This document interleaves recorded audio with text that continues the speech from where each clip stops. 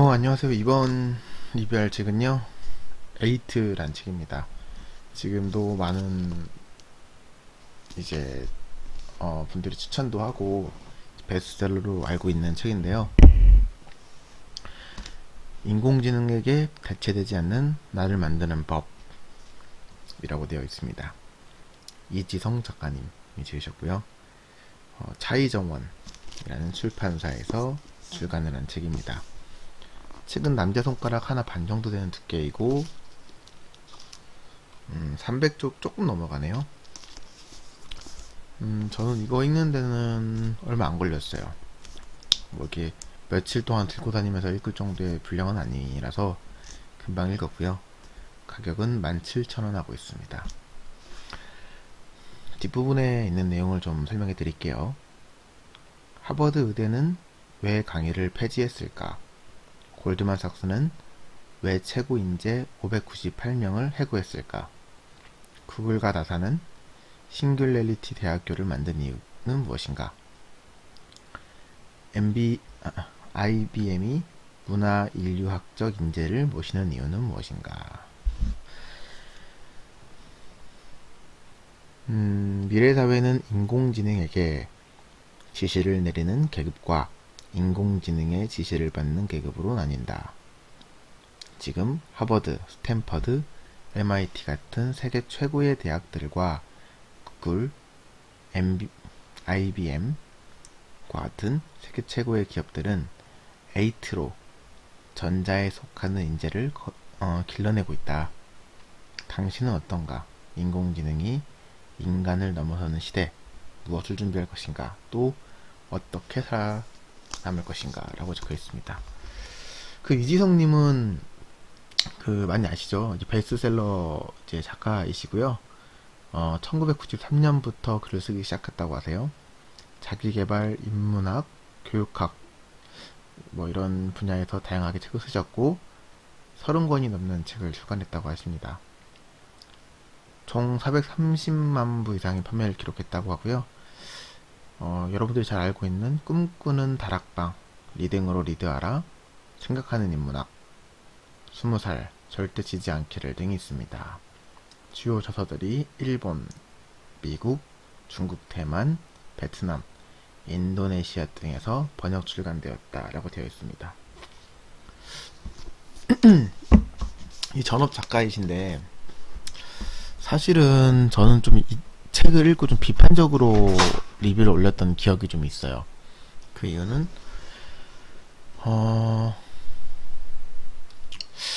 제 리뷰에도 나중에 좀 설명을 할 텐데 저는 현역에 있는 분들이 글을 쓰는 거에 대한 신뢰가 좀 있고요.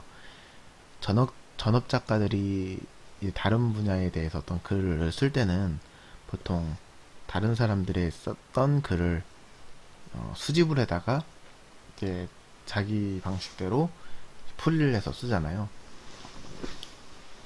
그것도 분명히 좋은 책이 나오기도 합니다만, 좀 뭐라 그러지? 신뢰라는 부분에 있어서는 기왕이면 그러니까 그 분야의 전문가인 분들이 쓰시는 거에 대해서 좀 신뢰를 하는 편이에요. 이게 많은 분들한테 선택을 받는 이유는 좀 보편적으로 이제 공감할 수 있는 형식으로 이제 글을 풀어서 그런데 글쎄요, 이 내용에 대해서는 제가 이제 영상 마무리쯤에 다시 한번 더 설명을 해드리겠습니다. 이제 그럼 이제 시작하겠습니다. 에이트. 참으로 흥미로운 주제였다. 읽지 않을 수 없었다. 구매한 지는 꽤나 지났지만 엔간해서는 읽을 시간이 나지 않았다. 헬스를 다녀오고 나니 문득 그런 생각이 들었다. 나름 관리한다고 운동을 다니고 있는데 그러고 보니 생산적인 일과 소비적인 일을 모두 하는 나란 존재에서 생산성 저하를 극복하기 위해 선택했던 운동을 보면서 이런 생각이 들었다. 생산을 하는 게 나을까? 생산력이 떨어진 나의 생산력을 높이기 위해 운동을 한다는 것에 헛웃음이 나왔다. 돌아와 보니 마침 읽어야지 싶었던 에이트가 내 눈에 보였다. 내가 하는 일을 인공지능이 대체할지도 모른다는 그런 불안감. 그것은 그것을 사용하는 사용자이기도 하면서 경쟁자이기도 한 묘한 감정의 혼동이다. 책을 펴고 2시간 정도가 되니 완독되었다. 나는 사실 작가의 책에 대한 편견이 있다. 사업에 관한 책은 사업가가 쓴 책을 읽는 편이고, 역사에 관련된 책은 역사가가 쓴 책을 좋아한다. 천문학에 관련된 책은 천문학자가 쓴 책이 신빙성이 간다. 사실 에이트라는 책은 그 내용에 있어 깊이가 있지는 않았다. 이 분야의 전문가가 쓴 책이 아니기 때문이기도 하다. 이런 얇은 깊이가 곧 책이 나쁘다라는 것을 의미하진 않는다. 누구나 쉽게 이해하고 접할 수 있게 해주는 것은 상당히 중요하고, 따지고 보면 학창시절에 내가 고심하던 문제를 속 시원하게 해결해주는 경우는 잘 나간다는 학원 강사들보다 나보다 조금 더 나은 옆자리 친구인 경우가 많았기 때문이다. 이 책은 마음에 들긴 하다. 하지만 가볍게 읽어보는 정도가 좋은 것 같다. 인공지능이 우리를 대체할지 모른다는 막연한 불안감 때문에 우리는 우리를 스스로 보호해야 하고 그 방법에 대해서 이야기를 하는 책이다. 나는 이 책을 읽으면서 다른 생각을 했다. 기술의 발전이 곧 모든 사회에 적용되는 것은 아니라는 것이다. 물론 스마트폰처럼 급격하게 다수에게 퍼지는 혁신적인 기술들도 있다. 하지만 사회는 그렇게 낭만적으로 이루어지지 않는다. 이론적으로 완벽한 탈중앙화 블록체인 기술이라는 비트코인이 기축통화인 달러를 대체할 수 있는지에 대해서는 더 지켜봐야 한다.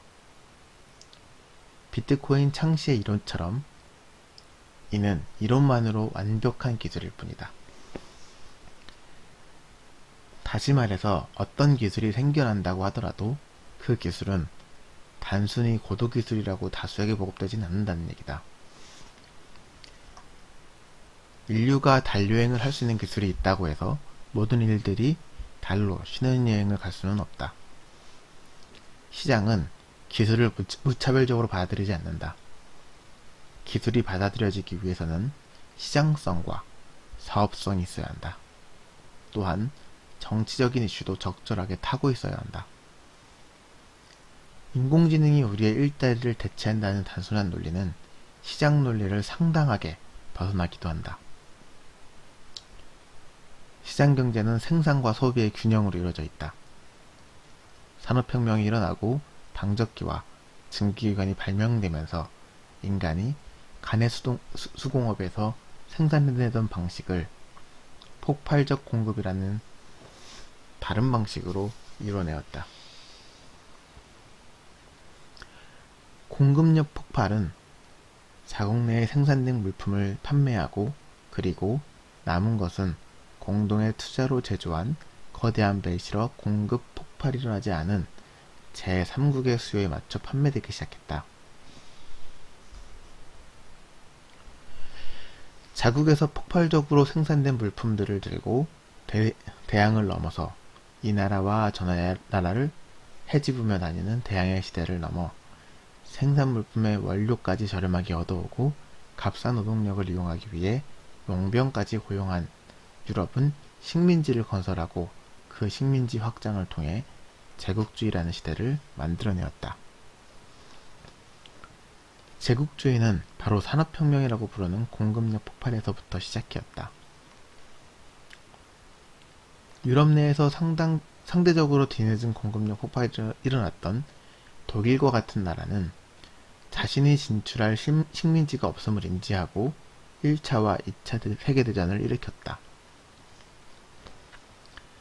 나치는 유대인을 이용하여 값싼 노동력을 확보하고 프랑스와 폴란드를 침공하여 자신의 국가에서 생산된 생산물을 판매할 판매처를 확보했다. 하지만 여기서 중요한 것은 생산뿐만 아니라 소비다.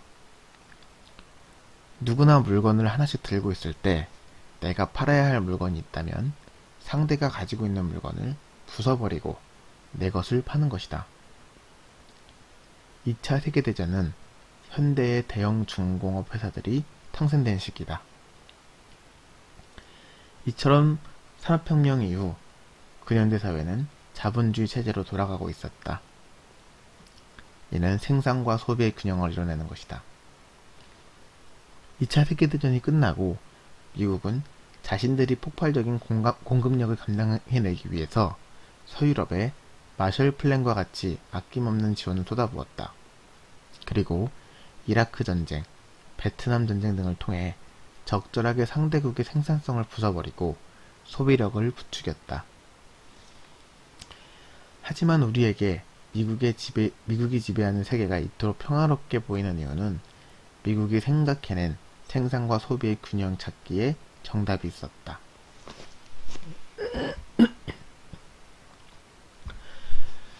공장에서 물건이 쏟아져 나오고 모든 애들이 이미 물건을 하나씩 갖고 있었을 때 독일은 상대의 물건을 부수고 자신의 물건을 판매하는 전략을 세웠다. 하지만 미국은 달랐다. 미국의 판매 전략은 한 개를 가지고 있다면 두 개를 갖고 싶게 만들고 이미 두 개를 갖고 있다면 네 개를 갖고 싶게 만드는 것이 전략이었다. 즉, 과소비라고 부르는 마케팅의 시대가 열렸다. 우리는 100만 원을 주고 산 핸드폰도 2년이 지나면 지루해졌다라는 명분으로 혹은 배터리가 약해졌다는 이유, 유행이 지나갔다는 이유로 바꿔버리기도 한다. 때로는 멀쩡하게 나가는 3천만 원이나 주고 산 자동차를 10년 정도 타고 새 차로 바꿔 타기도 한다.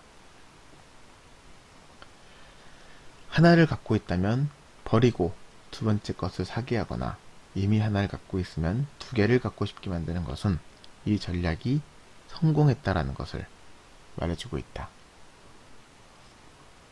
이런 시장경제의 원리는 근대부터 현대까지 꾸준하게 이어지고 있다.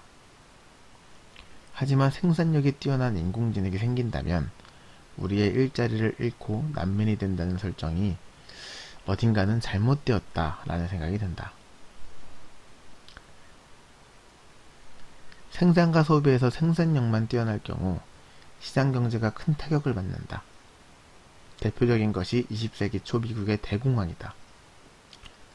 아무리 인공지능이 뛰어난다고 하더라도 그들이 인간이 3일 걸리는 일을 20분 만에 처리해낸다고 하더라도 그로 인해 인간의 일자리가 잃어버리게 된다면 생산력이 뛰어났던 인공지능의 사업성은 크게 줄어들게 된다. 소비는 인간이 하는 것이다. 인공지능은 소비하지 않는다. 그런데 인간으로부터 불을 쓸어가 버린다면 인공지능이 불을 축적할 대상이 사라진다. 이런 균형을 맞추기 위해서 꼭 기술적인 문제가 아니라고 할지라도 인공지능이 당장 수년 내에 들이닥치지는 않을 것이다. 다만 일부 직업군에서 변화를 가져올 수는 있다는 말에는 공감을 한다. 요즘 미국의 대형주주들이 주가 성장세가 무섭다. 많은 사람들이 미국의 모든 주식이 성장한다고 생각하지만 자세히 들여다보면 미국의 모든 주식들은 성장하지 않는다. 오히려 중소형주는 성장세가 멈추었다.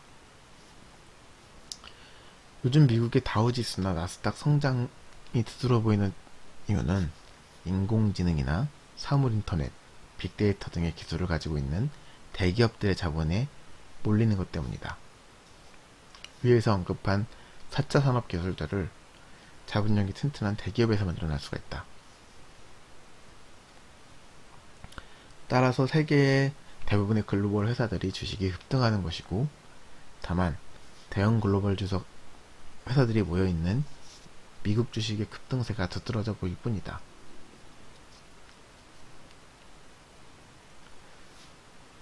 순서는 이렇다.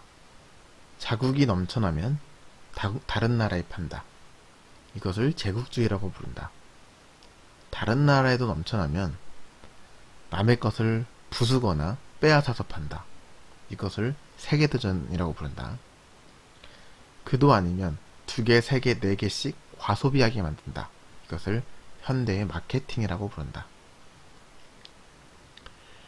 인류는 첫 번째와 두 번째, 세 번째로 이어져 가면서 폭발한 생산성을 소강시킬 소비 방법을 찾아왔다. 그렇다면 인공지능으로 인해 다시 한 차례 폭발하게 될 생산력에서 인간이 찾은 답은 무엇일까? 나는 그것을 복지라고 부른다. 생산성이 없는 인간에게 대기업의 세금으로 이루어진 복지를 쏟아부어 또 다른 소비를 부추기는 것이다. 이것은 이미 21세기의 타 선진국들이 이미 시작한 부분들이다. 결국 이런 생산과 소비의 균형이라는 체제를 기반으로 한 자본주의가 계속되는 한 인공지능의 폭발적 성장은 힘들다고 생각을 한다. 혹여 북한이나 구소련과 같은 사회주의라면 인공지능이 만들어낸 생산력이 인류에게 좋은 영향을 줄지도 모른다. 그렇다면 앞으로 다가올 인류의 미래에 체제 변화가 있어야 하는데 인공지능을 두려워하는 이유는 단순 실업률을 증가로 한정시키기에는 너무 과소평가되어 있는 것은 아닌가 싶다. 제가 이 책은 읽고 하고 싶은 말이 좀 명확하게 있었는데 지금 이제 낭독을 마치고 보니까 좀 급하게 글을 썼던 티가 좀 나는데요. 그런 거예요. 이 책이 좀 그 두려움에 초점을 좀 맞춰져 있어요. 우리가 앞으로 인공지능에 의해서 우리의 직업들을 빼앗기고, 이제 인간은 점점 그 생산력을 잃게 될 것이다. 왜냐면은 더 많은 생산을 할 수 있는 기계가 있기 때문에. 그래서 그거에 대한 두려움을 좀 위주로 글을 좀 썼는데, 저는 좀 반대적인 생각을 좀 하거든요. 저는, 경영경제를 공부했던 사람으로서 그렇게 기술만 가지고 세상이 돌아가지는 않는다고 봐요. 그러니까 아까 제가 이 예시에도 들었었는데 인간이 그 달나라를 갈 수 있다 그런 기술이 있다고 해서 우리가 모두가 갈 수 있는 건 아니잖아요. 그처럼 그 기술은 그냥 기술적인 부분인 거고 이게 현실에서 우리의 어떤 실생활에 영향을 미치려고 그러면 결과적으로는 생산이랑 소비 이 균형에서 이제 어떤 합의점이 있어야 되거나 정치적인 이슈도 분명 해결이 돼야 되는데요. 인공지능이 엄청나게 많이 생산할 수 있는 능력이 있다 하더라도 그 소비는 결국 인간이 하는 거잖아요. 결국 인공지능이 모든 직업을 다 앗아가 버린다고 하면 당연히 소비 주체도 없는 거죠. 그러면 인공지능의 그 생산력이 떨어질 수밖에 없잖아요. 판매가 줄어드니까. 그래서 저는 인공지능에 대한 기술이 발달한다 하더라도 이게 뭐 우리의 직업을 당장 모두 다 앗아가 버리고 이렇게 변할 거라고 생각을 하지 않아요. 물론 힘들어지는 어떤 직종들도 있을 거고 뭐 변화가 되는 직종들도 있겠지만 기술이 10단계를 넘어간다면 아마 실생활에서 우리가 느낄 수 있는 체감 정도는 한 단계 정도 앞서 나가지 않을까 그렇게 봅니다. 예를 들어서 뭐 얼마 뒤에는 의사도 없어지고 얼마 뒤에는 무슨 뭐 판사도 없어지고 이렇게 막 얘기를 하는데 의사와 판사를 보조하는 수단으로 인공지능이 사용될 거라고는 저는 동감은 하지만 대체할 거라고 생각을 하지 않아요. 그러면은 전 세계에 있는 의사들이 다 실업자가 돼버리고 그러면은 당연히 그 소비력이 사라지게 되기 때문에 그런 일은 일어날 것 같지가 않다는 생각을 좀 합니다. 이 책은 아까 말했던 것처럼 그 작가님이 쓰신 거라서 조금 제가 비판적으로 글을 읽긴 했지만 좀 가볍게 여러분들이 그 인공지능에 대해서 접근하기에는 상당히 좋습니다. 보편적으로 읽기엔 좋아요. 그래서 그냥 뭐 재미로 한번 읽어보시면 좋을 것 같습니다. 아무튼 영상 여기까지 하겠습니다. 안녕.